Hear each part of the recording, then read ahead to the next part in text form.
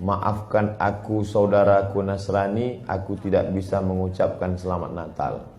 Karena orang yang mengucapkan selamat Natal, maka dia sudah mengakui tiga. Yang pertama, mengakui bahwa Isa anak Tuhan. Yang kedua, mengakui bahwa Isa lahir 25 Desember. Yang ketiga, mengakui bahwa Isa mati di palang salib. Ketiga-tiga ini dibantah oleh Al-Quran. Bahwa Isa anak Tuhan dibantah. Laqad kafaral ladzina qalu innallaha salisu salasah. Kafirlah orang yang mengatakan Isa Trinitas dan anak Tuhan.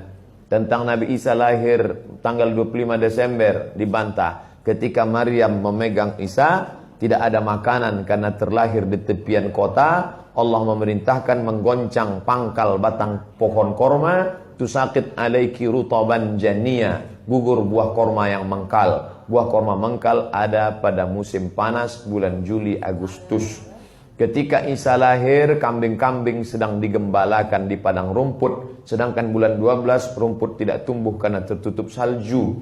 Maka 25 Desember bukan hari kelahiran Isa, tapi hari raya merayakan Dewa Mitra, Dewa Matahari, yang diambil oleh Kaisar Konstantin dari Konstantinopel.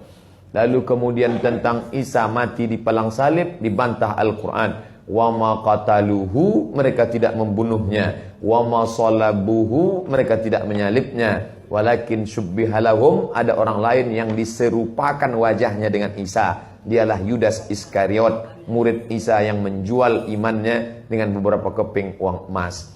Saya punya kawan Kristen Masehi, tapi dalam masalah hubungan baik, masalah ngasih makanan, masalah beri pakaian, oke. Tapi kalau sudah terkait dengan akidah, wala ana abidu ma'abadtum wala antum abiduna ma'abud lakum dinukum waliyadin. Tentang masalah tahun baru, apakah 1 Januari itu bersih, tidak ada hubung kait dengan agama? Maka tidak benar. 1 Januari 2018 Masehi, seolah-olah Masehi terkait dengan Al-Masih Isa alaihissalam. Itu kalender dibuat oleh Kaisar Julian dari Romawi kuno. Kaisar Julian membuat kalender, maka dibuat nama dia Kaisar Julian, maka disebut Julian kalender. Lalu kemudian Julian kalender dibawa ke Vatikan, dirobah oleh Kaisar Raja Pendeta Paus Vatikan bernama Paus Gregorius. Maka sampai sekarang disebut dia dengan Gregorian kalender.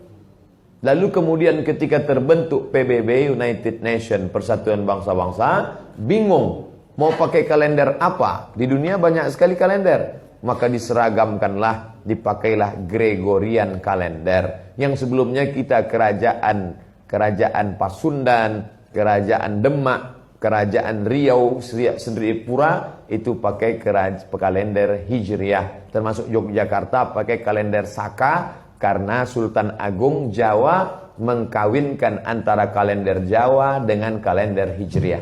Karena ingin mendamaikan antara Jawa dengan Islam. Maka setiap menyambut tahun baru Saka sekaligus menyambut tahun baru Hijriah. Kalender Masehi muncul belakangan, tidak tepat penisbatannya kepada Al-Masih karena Isa tidak tahu menahu tentang itu. Itu murni diambil oleh Kaisar Gregorius yang diambilnya ke Vatikan menjadi Gregorian kalender. Jadi kita menyatakan tahun baru, betul tahun baru, tapi tahun baru Romawi. Tahun baru Romawi, jangan kaitkan kepada Isa alaihissalam. Dia masih terkait. Adapun tahun baru Jepang, tak ada terkait dengan akidah. Nah ini tahun kalender yang baru. Tidak meyakini bahwa dengan kalender yang baru ini nasib berubah menjadi baru. Siapa yang asap malam itu paling banyak mengepul ke atas, maka rezekinya yang paling murah. Lalu membakar ayam sampai 2000 ekor. Nah, oleh sebab itu saya anjurkan anak-anak muda, remaja-remaja masjid, tanggal 31 malam tanggal 1 setiap masjid semuanya buat kajian, iktikaf, zikir, muhasabah supaya jangan keluyuran ke sana kemari. Hanya 2 saja. Anak-anak muda pergi ke masjid mulai jam 10, jam 11, jam 12, jam 1, jam 2 atau habis isya tidur. Saya nggak bisa tidur Pak Ustadz. Biasa malam kalau nggak bisa tidur, habis isya makan Antimo 2. Nguap tidur langsung. Itu saja. Adapun nanti Ustadz malam tahun baru apakah buat muhasabah di masjid? Enggak. Saya berangkat 28, 29 umroh, maka tahun baru di Madinah. Tahun lalu juga begitu. Tapi tahun sebelumnya dibuat acara muhasabah. Wallahu a'lam.